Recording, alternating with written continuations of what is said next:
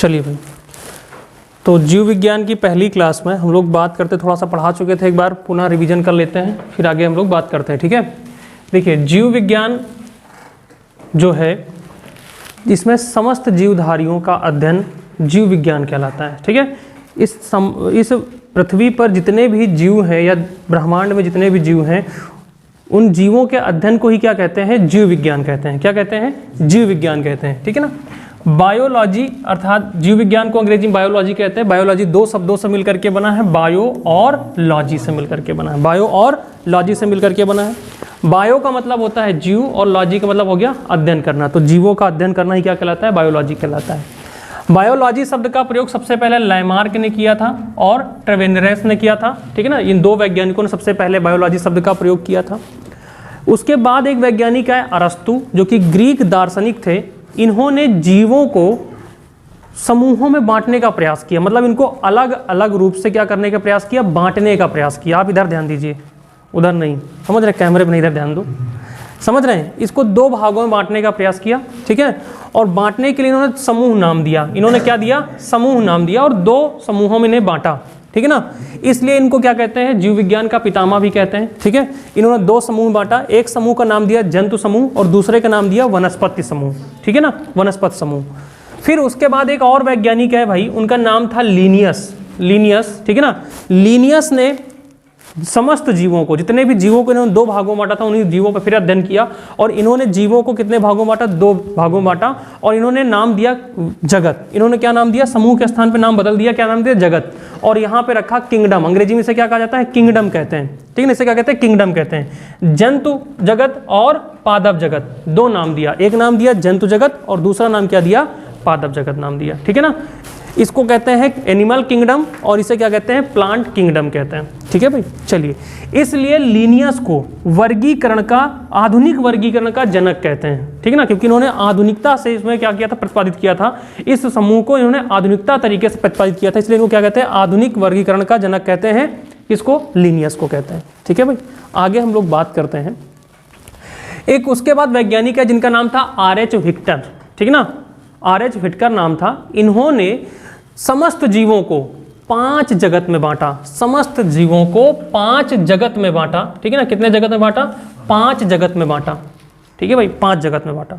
और वो 5 जगत कौन कौन से थे भाई? तो मोनेरा था, प्रोटिस्टा था और कवक था, इसको फंगी भी कहते हैं, और पादप जगत था और जंतु जगत था। ठीक है ना, ऊपर वाले का सेम नाम अंग्रेजी में होता है। मोनेरा को मोनेरा ही कहते हैं, प्रोटिस्टा को प्रोटिस्टा कहते हैं, कवक को फंगी किंगडम कहते हैं और पादप जगत को प्लांट किंगडम कहते हैं और जंतु जगत को एनिमल किंगडम कहते हैं, या एनिमल, है ना, एनिमल किंगडम। यानी कि 5 भागों में बांटा था।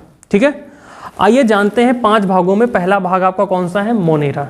ठीक है ना, मोनेरा की बात किया जाए तो भैया इस जगत में जो जीव होते हैं उन जीवों का कोशिकांग अविकसित होता है। विकसित कोशिकांग नहीं होता या अविकसित कोशिकांग होता है।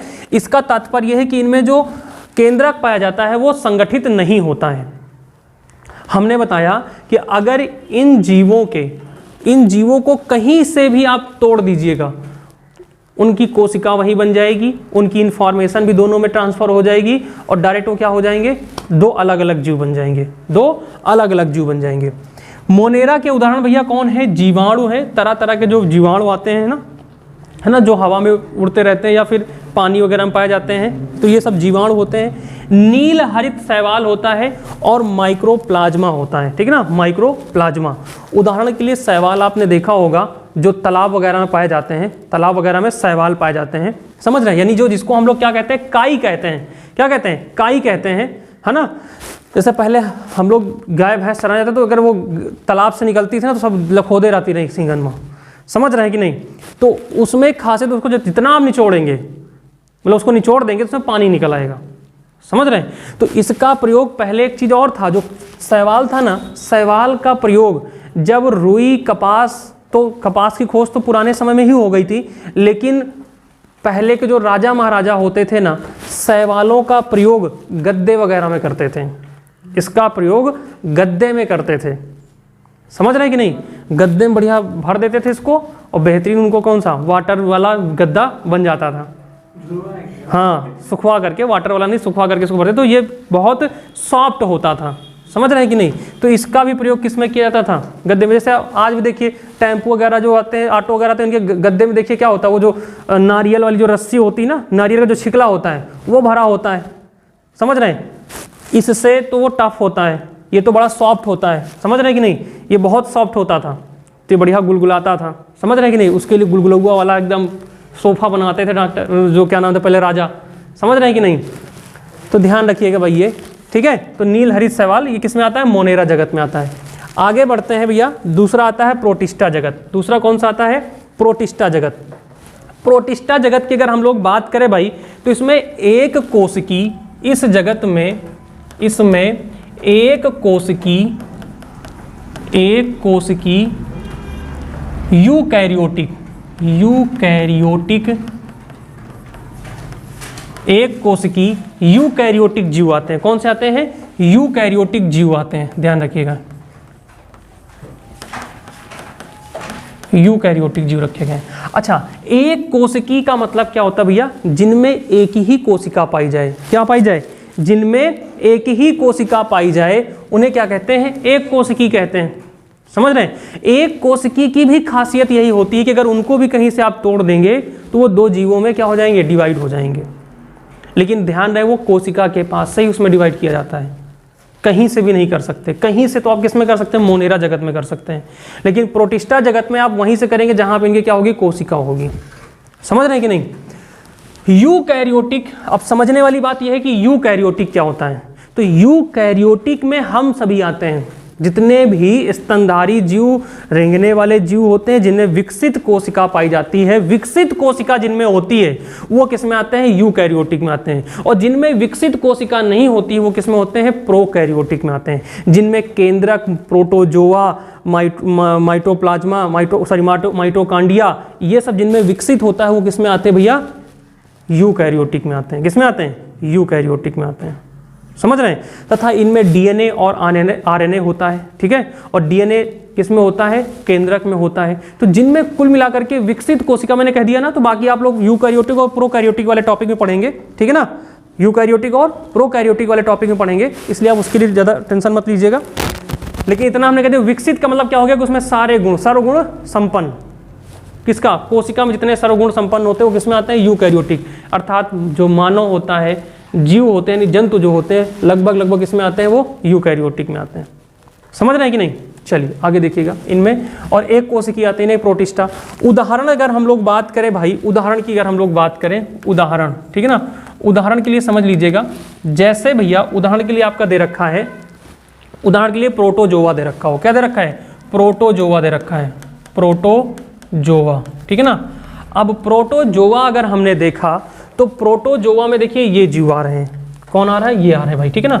ये होते हैं प्रोटोजोआ, ठीक है। ये क्या होते हैं, प्रोटोजोआ, दिख रहा है ना भाई, हाँ दिख रहा है ना, इसमें भी आ रहा है ना, सही, ठीक है ना। प्रोटोजोआ ये होते हैं। अब देखिए इनमें प्रोटोजोआ में क्या हो गया भाई, कि इसमें केंद्रक एक पाया जा रहा है। क्या पाया जा रहा है, केंद्रक, ठीक ना। ये पूरी एक कोशिका है इनकी, एक कोशिका। और अगर हमारे शरीर में बात किया जाए, हमारे मतलब आपके, हमारे नहीं, खाली आप सब की बात की जा रही है, क्योंकि मतलब हमारे शरीर में, मानव के शरीर में बात किया जाए तो भैया करोड़ों कोशिकाएं होती हैं। क्या होती हैं, करोड़ों कोशिकाओं से बनी हुई है शरीर है। अभी आगे इसके आगे वाला चैप्टर आपका यही आने वाला है, कोशिका भाई पढ़ेंगे आप लोग, ठीक है ना, क्योंकि चैप्टर वाइज चल रहा है तो चैप्टर वाइज पढ़ाएंगे आप सभी को, ठीक है ना। लेकिन ये क्या है, कोशिका, और कोशिका के अंदर बच्चे क्या पाया जा रहा है, केंद्रक पाया जा रहा है। क्या पाया जा रहा है, केंद्रक पाया जा रहा है। इनकी सारी इन्फॉर्मेशन केंद्रक में होगी, सारी सभी कोशिकाओं की इन्फॉर्मेशन केंद्रक में होती है, ठीक है ना। तो ये कुछ और देख लीजिएगा, यहाँ पे दे रखे हैं प्रोटोजोआ के उदाहरण दे रखे हैं यहाँ पे। ये सब प्रोटोजोआ कुछ इस टाइप के बने होते हैं, अलग अलग। अभी अच्छा इसको बड़ा कर दें, ये देख लीजिए भाई, ये होता है प्रोटोजोआ, समझ रहे हैं कि नहीं, ये प्रोटोजोआ होता है। इसको भी थोड़ा सा जूम कर दे रहे हैं, है ना, कुछ तो समझ में आ जाएगा आपको, बाकी देख लीजिएगा, ठीक है भाई। ये क्या होते हैं, प्रोटोजोआ होते हैं, समझ रहे हैं कि नहीं। ये कुछ प्रोटोजोआ होते हैं, इनको आप लोग देख लीजिएगा। अब इसको शॉर्ट स्क्रीन वगैरह करके देख सकते हैं, बाकी हम थोड़ा सा आगे इसमें पढ़ाना चाह रहे हैं, ठीक है।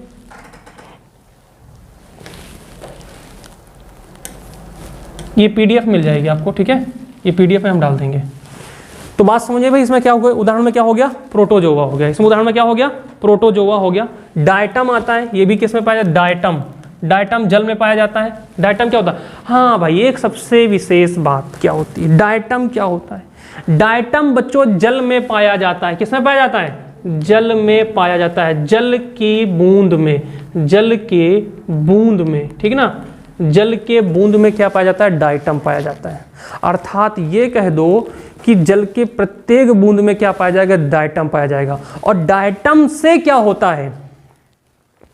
डायटम एक प्रकार का क्या होता है? प्रोटिस्टा अर्थात प्रोटोजोआ होता है, मतलब एक जीव होता है, ठीक है ना। अगर वो मुंह के अंदर चला गया, यानी जब लोग डूबने से मृत्यु होती है ना किसी की, तो उसमें आप देखते हैं पोस्टमार्टम में रिपोर्ट आती है कि इसकी डूबने से मृत्यु हुई कि मारने के बाद इसको डुबोया गया। ये भी तो हो सकता है ना भाई, मार करके फेंक दिया गया, तो वहां देखा जाता है कि मार करके फेंका गया कि डूबने से इसकी मृत्यु हुई है, तो उसमें डायटम को काउंट किया जाता है। किसको देखा जाता है? डायटम को देखते हैं। अगर डायटम की मात्रा ज़्यादा हुई तो उसको पता लगता है कि डायटम से क्या हुई? मृत्यु हुई है, क्योंकि डायटम जल के अंदर पाया जाता है, समझ रहे हैं। और वो क्या करता है, जैसे अगर अधिक से अधिक पानी भर गया तो डायटम क्या होता है? फेफड़े में जाकर के चिपक जाता है, तो वो सांस लेने में क्या कर देता है? सांस लेना बाधित कर देता है, तो आदमी को मृत्यु हो जाती है उससे। हरी बात, आदमी को उससे क्या हो जाती है? मृत्यु हो जाती है। समझ में आ रहा है कि नहीं आ रहा है? ठीक है ना, उससे मृत्यु हो जाती है। तो डायटम कहाँ पाया जाता है? जल में पाया। जल की एक बूंद में भी डायटम पाया जाता है। अब ये नहीं कि सर क्या एक गिलास जल में नहीं पाया जाएगा?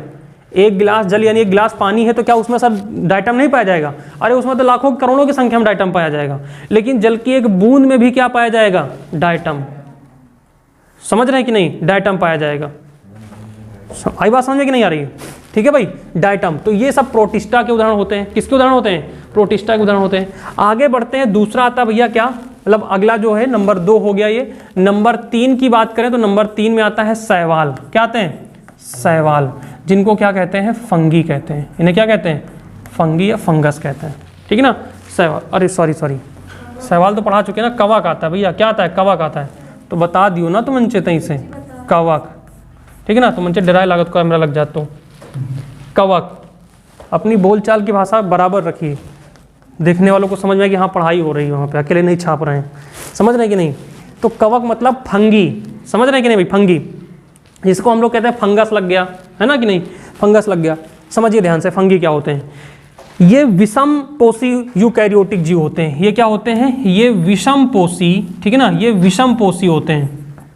विषम पोषी यूकैरियोटिक जीव होते हैं।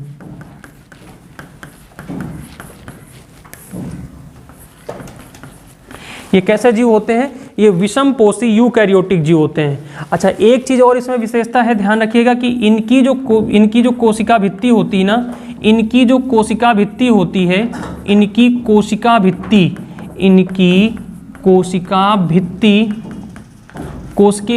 भित्ति काइटिन की बनी होती है। बच्चे किसकी बनी होती है? काइटिन की बनी होती है। किसकी बनी होती है? काइटिन की बनी होती है। अच्छा, बात करें कोशिका भित्ति क्या होती है? कोशिका भित्ति को अंग्रेजी में कहते हैं सेल वॉल। भित्ति का मतलब क्या होता है? दीवाल।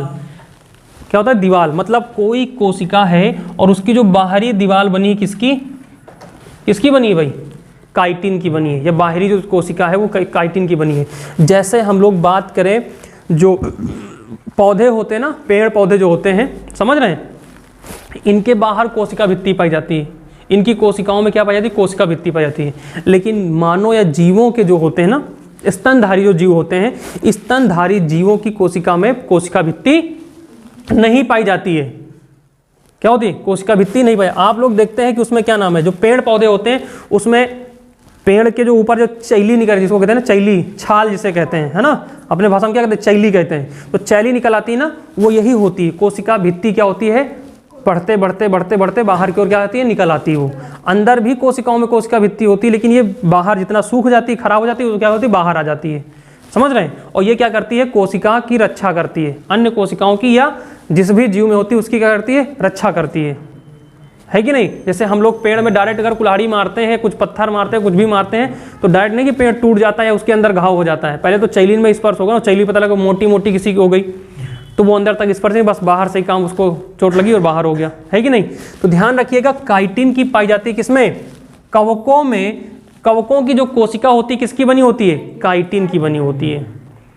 समझ रहे कि नहीं? एक दिन जब मैंने आपको पढ़ाया था, कार्बोहाइड्रेट पढ़ा रहे थे एक दिन, ठीक है ना, कार्बोहाइड्रेट 3 प्रकार के होते हैं, ध्यान रखिएगा। कार्बोहाइड्रेट कितने प्रकार के होते हैं?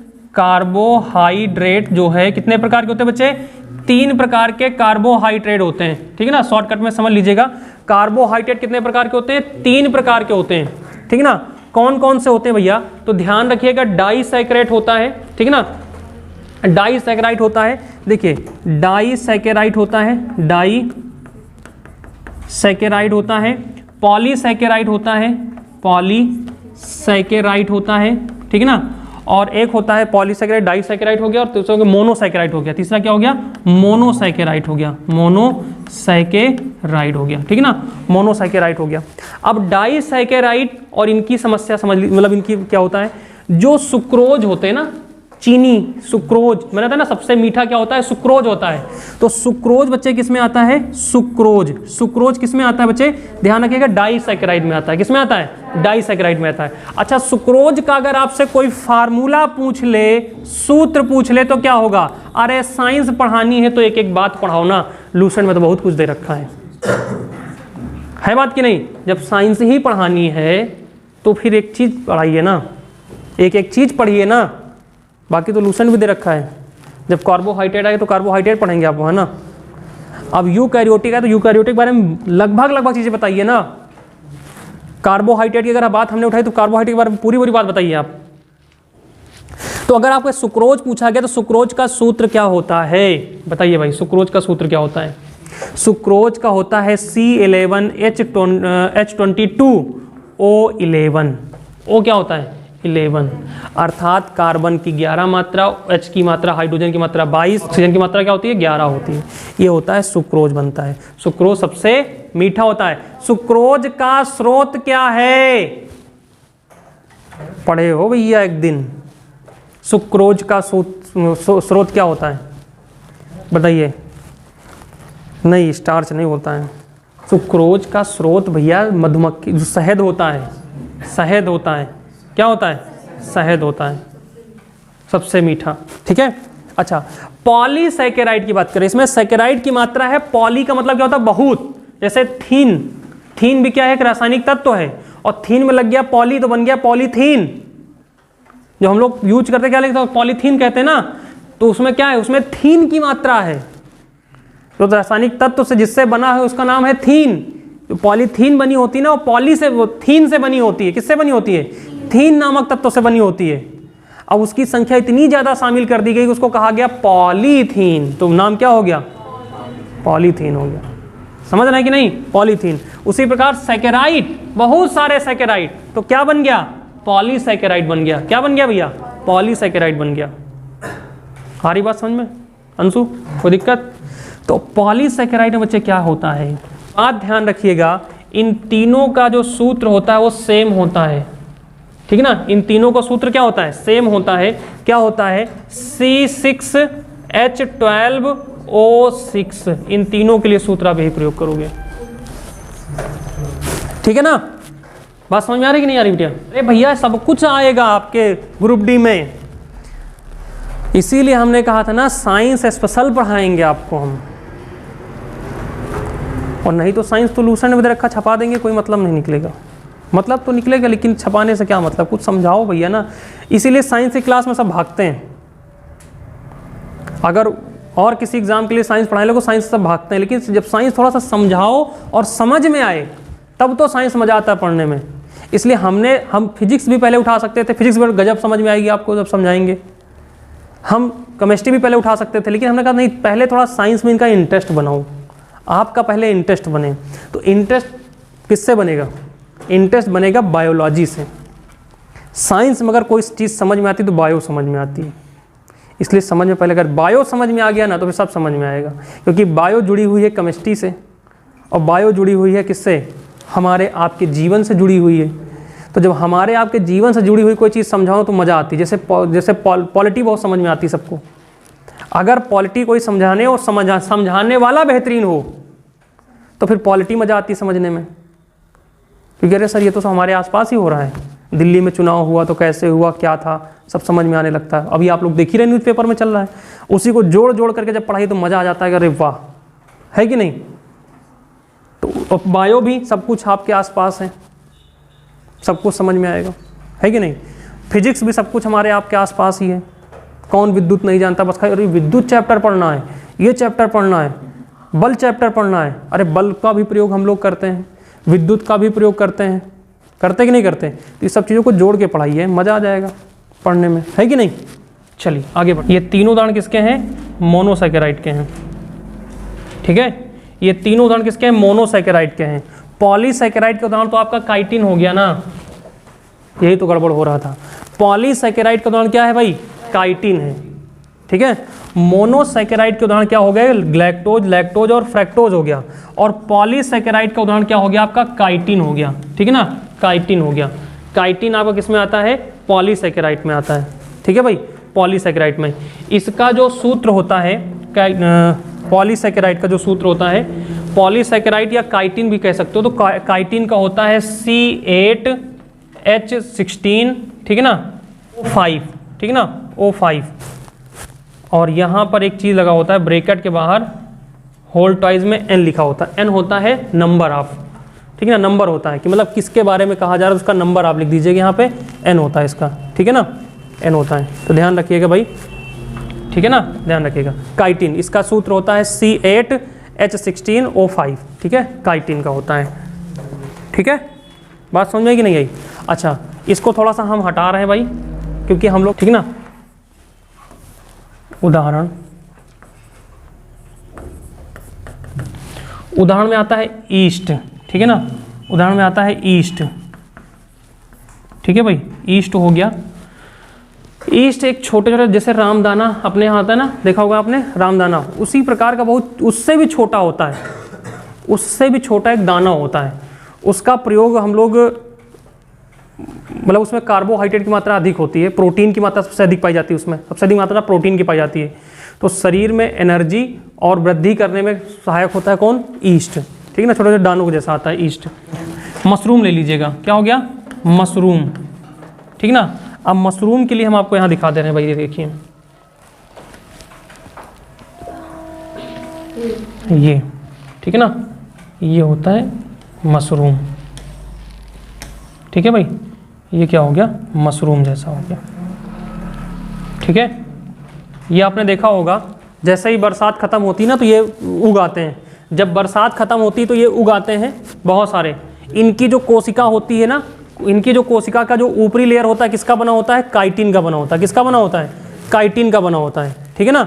ये होते क्या आपके, इनको मशरूम कहते हैं। ईस्ट बहुत छोटे छोटे होते हैं, समझ रहे, बहुत दाने के जैसे होते हैं, ईस्ट होते हैं, समझ रहे कि नहीं। आई बात समझ में कि नहीं आ रही, ठीक है। आगे बढ़े, क्या होगा, कोई दिक्कत, हाँ, नींद आ रही।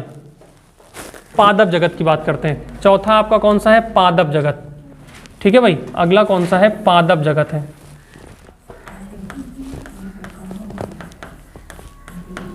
पादप जगत, ठीक है। अब पादप जगत में कौन कौन आता है, ध्यान रखिएगा भाई। पादप जगत में कौन कौन आते हैं, ध्यान रखिएगा। सबसे बड़ी विशेषता क्या होती है कि ये सेल्यूलोज के बने होते हैं। किसके बने होते हैं, सेल्यूलोज के बने होते हैं। इनकी जो कोशिका होती है किसकी बनी होती है, सेल्यूलोज की बनी होती है। इनकी जो कोशिका होती है किसकी बनी होती है, सेल्यूलोज। ये सेल्यूलोज से युक्त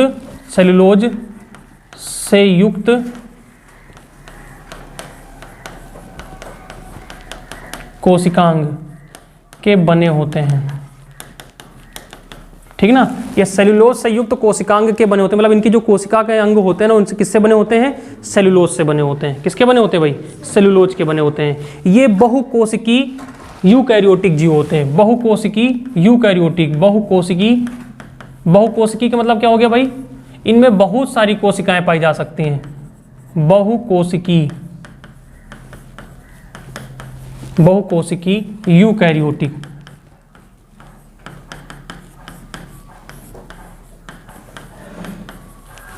ये कैसे होते हैं, ये बहुकोशिकी यूकैरियोटिक जीव होते हैं। बहुकोशिकी का मतलब हो गया, इसमें बहुत सारी कोशिका, जैसे मैंने उदाहरण ले लिया मानव का। मानव में करोड़ों कोशिकाओं से बनी हुई शरीर होती है, समझ रहे हैं। हड्डी के लिए अलग कोशिका होती है, मांस के लिए अलग कोशिका होती है, डीएनए के लिए अलग कोशिका होती है कि नहीं भाई। तो सबकी क्या होती है, अलग अलग कोशिकाएं होती है, लेकिन कई सारी कोशिकाएं मिलकर के क्या होती है, शरीर का निर्माण करती हैं। बहुकोशिकी यूकैरियोटिक का मतलब होता है जो स्तनधारी होते हैं, जिनमें विकसित कोशिका पाई जाती है, जिनमें क्या होती है, विकसित कोशिका पाई जाती है। जिनमें सब कुछ जिनकी कोशिकाओं में समस्त चीज़ें पाई जाए उन्हें क्या कहते हैं? यूकैरियोटिक कहते हैं। उन्हें क्या कहते हैं? यूकैरियोटिक कहते हैं। तो बहुकोशिकी और यूकैरियोटिक जीव होते हैं इसमें, ठीक है ना। ये प्रकाश संश्लेषण करके क्या करते हैं? अपना प्रकाश संश्लेषण के लिए पर्णहरिम का प्रयोग करते हैं। ये जीव जो होते हैं ना, ये जीव प्रकाश संश्लेषण के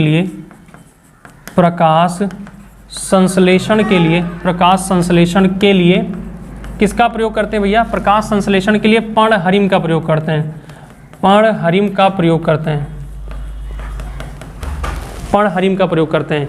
मतलब आपको पता है कि जो पादप जगत होते हैं ना, इनको भोजन किससे मिलता है? सूर्य की ऊर्जा से मिलता है। किससे मिलता है? सूर्य की ऊर्जा से मिलता है। और सूर्य की ऊर्जा से ये लोग क्या करते हैं? प्रकाश लेते हैं और इनकी पत्तियों में छोटे छोटे छिद्र पाए जाते हैं। उनमें क्या होता है? पर्णहरिम होता है। क्या होता है? पर्णहरिम। वो पर्णहरिम से क्या करते हैं? पर्णहरिम और प्रकाश की ऊर्जा को मिला करके क्या करते हैं? भोजन बनाते हैं। क्या बनाते हैं? भोजन बनाते हैं। समझ रहे हैं कि नहीं? तो इनके ये जीव जो होते हैं ये प्रकाश संश्लेषण के लिए किसका प्रयोग करते हैं? पर्णहरिम का प्रयोग करते हैं। किसका प्रयोग करते हैं? पर्णहरिम का प्रयोग करते हैं। अर्थात ये क्या होते हैं? पादप जगत। अच्छा, एक चीज ध्यान रखना कि पादप जगत को भी 5 भागों में बांटा गया है, ठीक है ना। पादप जगत को 5 भागों में बांटा गया। कितने भागों में? 5 भागों में बांटा गया है। 5 भागों में बांटा गया है। 5 भागों में बांटा गया है। वो कौन भाग? 5 भाग कौन कौन से भैया? नाम लिख लीजिएगा फटाफट आप लोग उनके। टेरिडोफाइटा होता है। टेरिडोफाइटा होता है। क्या होता है? टेरिडोफाइटा होता है। टेरिडोफाइटा। नंबर 2 होता है ब्रायोफाइटा, ठीक है ना। नंबर 2 क्या होता है? ब्रायोफाइटा होता है। ब्रायोफाइटा। और नंबर 3 हो गया आपका भाई कौन सा? थैलोफाइटा। कौन सा हो गया भाई? थैलोफाइटा। और नंबर 4 हो गया अनावृतवीजी।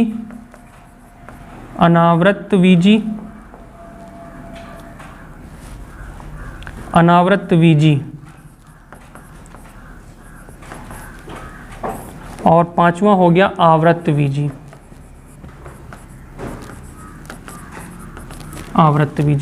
ठीक है भाई, आवृतवीजी। तो ये 5 प्रकार के पादप जगत को भी बांटा गया है, ठीक है ना। ये इस जगत को 5 भागों में बांटा गया है, ठीक है। किसने बांटा? व्हिटकर ने ही बांटा है, अपने एक्सप्लेन करते समय, ठीक है। आगे एक और बात कर लेते हैं इसके बारे में। हम लोग ब्रायोफाइटा इनके बारे में कल हम लोग बात करेंगे, लेकिन आगे हम लोग जरा एक और बात कर लेते हैं। नंबर 5 की 5वां है आपका जंतु जगत, ठीक है ना। कौन था भैया? जंतु जगत, ठीक है ना। 5वां कौन सा है? जंतु जगत, ठीक है। जंतु जगत के बारे में हम लोग बात कर लेते हैं थोड़ा सा।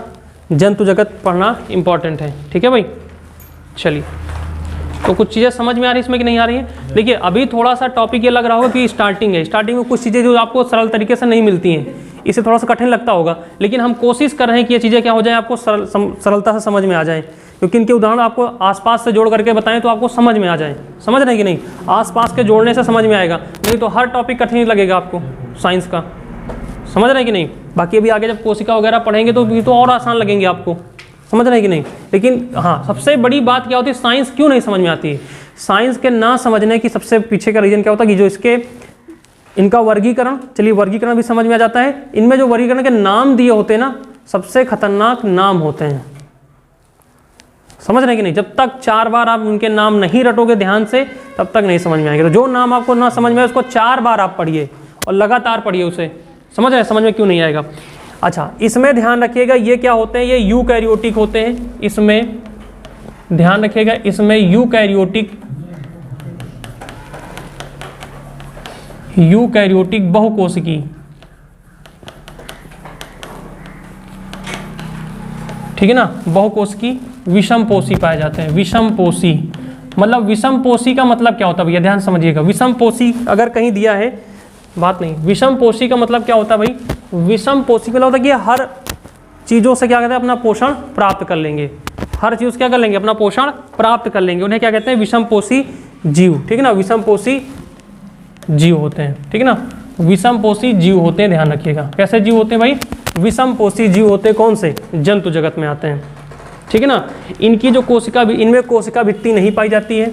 इनमें ध्यान रखिएगा, इनमें कोशिका भित्ति नहीं पाई जाती है, कोशिका भित्ति नहीं पाई जाती, भित्ति नहीं पाई जाती, इनमें कोशिका भित्ति नहीं पाई जाती। जैसे मान लीजिए, एक चीज और ध्यान रखिएगा, जो आपके जंतु जगत की कोशिका होती है, आगे पढ़ाएंगे, लेकिन यहां भी जान लीजिए जंतु जगत जो कोशिका होती है वो अंडाकार होती है ऐसे, ठीक है ना। और जो पादप जगत की कोशिका होती है वो कुछ आपकी वर्गाकार होती है, ठीक है ना। कैसी होती है? वर्गाकार या आयताकार कह सकते हो, ठीक है ना। ऐसे होती है कुछ, ठीक है ना, ऐसे बनी होती है।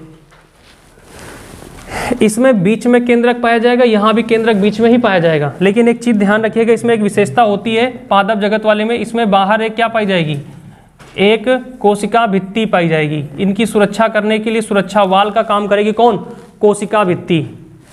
ये हो गई आपके पादप जगत की कोशिका, ठीक है ना, पादप कोशिका हो गई। कैसी कोशिका हो गई? पादप कोशिका। और ये कैसी हो गई? जंतु कोशिका हो गई, जंतु कोशिका, ठीक है ना, जंतु कोशिका। अब जंतु कोशिका में केवल क्या पाई जाएगी? कोशिका झिल्ली पाई जाएगी। क्या पाई जाएगी? और कोशिका झिल्ली होती है इसमें, ठीक है ना, कोशिका झिल्ली। इसमें पहले तो पाई जाएगी आपकी क्या चीज? ये पाई जाएगी आपकी भित्ति। ये क्या पाई जाएगी? भित्ति पाई जाएगी। और भित्ति के अंदर पाया जाएगा कोशिका झिल्ली। क्या पाया जाएगा? कोशिका झिल्ली। मतलब झिल्ली इनमें भी होती है कोशिका की, लेकिन उससे पहले क्या पाई जाएगी? भित्ति पाई जाती है। समझ रहे? क्या पाई जाती है? भित्ति वॉल पाई जाती है। आ रही बात समझ में कि नहीं आ रही है? ठीक है ना। तो इसमें कोशिका भित्ति नहीं पाई जाती। ये विशेषता किसकी होती है? कोशिकी जंतु जगत की होती है। किसकी होती है? जंतु जगत की होती है। इनको दो भागों में बांटा गया है, एक कशेरुकी और एक किस भाग में बांटा गया? आकशेरुकी, ठीक है ना, कशेरुकी और आकशेरुकी। इनके दो भाग हैं, एक है कशेरुकी, कशेरुकी और एक है आकशेरुकी, ठीक ना, कशेरुकी और आकशेरुकी। दो भागों में बांटा गया किसको? जंतु जगत को। ठीक है भाई, बात समझ में आई कि नहीं आई? ठीक है, चलिए, हो सकता है क्लास थोड़ी लंबी हो गई हो आज की, ठीक है, लेकिन आज के लिए